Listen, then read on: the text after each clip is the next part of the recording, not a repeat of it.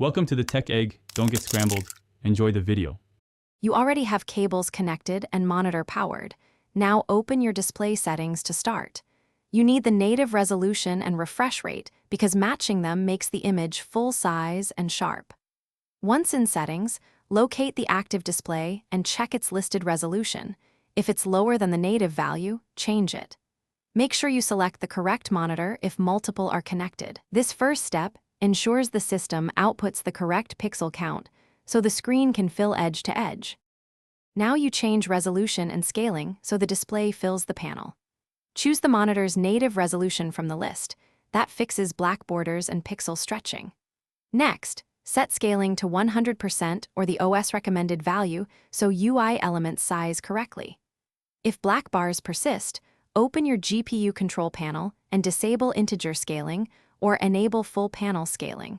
Alternatively, toggle monitor overscan or aspect controls. Once done, test with full screen video. Finish by applying changes and verifying refresh rate matches the monitor's spec.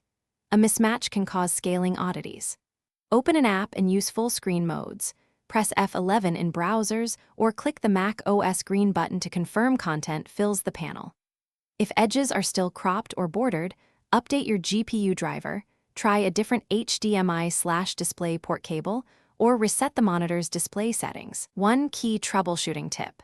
If weird scaling remains, boot with only that monitor connected to isolate multi-display configuration conflicts.